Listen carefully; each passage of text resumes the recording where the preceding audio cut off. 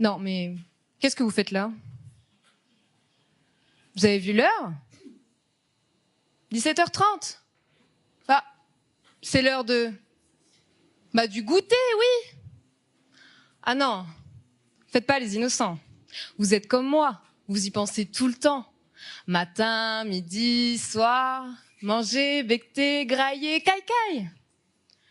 Il y en a même qui prennent en photo ce qu'ils mangent. Non, il n'y a pas à dire. La nourriture, ça fait partie de notre vie. Mais parfois, on en abuse aussi. Je suis sûre que vous avez déjà tous dû entendre cette petite voix. Quand vous venez de finir votre pot de noisettis et la petite cuillère. Fais gaffe, tu vas devenir ce que tu manges. Hélas, il y a du vrai là-dedans. Tous nos aliments, une fois digérés, vont nous fournir des nutriments.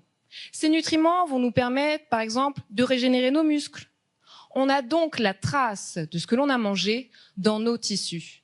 On est ce qu'on mange. Alors, je suis sûre que vous devez vous demander, ok, très bien, mais c'est quoi le rapport avec son île tropicale et ses poissons coralliens? Eh bien, mon travail de thèse est de retrouver la trace de ce qu'ont mangé les organismes marins qui peuplent les îles Marquises.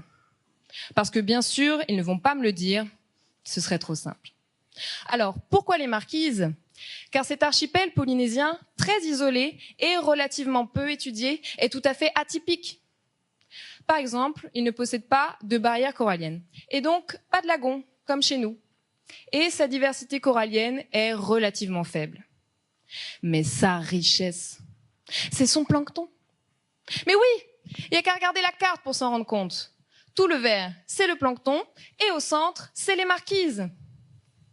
Alors, ces caractéristiques, parmi d'autres, nous laissent penser que les relations alimentaires, que l'on appelle aussi réseaux trophiques, aux marquises, seraient différentes de celles que l'on connaît déjà pour les autres îles coralliennes du Pacifique. On sait que les relations alimentaires déterminent en partie la bonne santé d'un écosystème. Par exemple, ses capacités à se remettre d'une perturbation. Ainsi, connaître les différentes sources alimentaires et les interactions de ces écosystèmes nous permettront de mieux connaître son bon fonctionnement. Et c'est là tout l'enjeu de ma thèse. Maintenant, je vais vous laisser. Bah oui, je vais aller prendre mon goûter.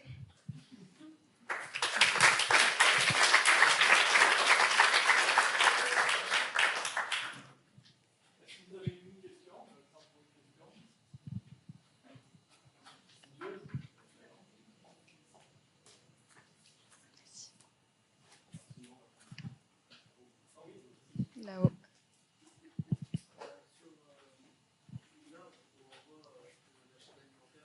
Oui. Il y a un poisson qui n'est relié qu'à une espèce de crabe ou de plancton. Oui, c'est du plancton. Mais ça veut dire qu'il ne mange que ça? Ou qu'il peut manger autre chose? C'est très très schématique l'image que j'ai mis, mais oui, tu as des poissons qui peuvent être que planctonophages, donc ils vont consommer principalement que des copépodes. Donc là, c'est des petits crustacés. Merci.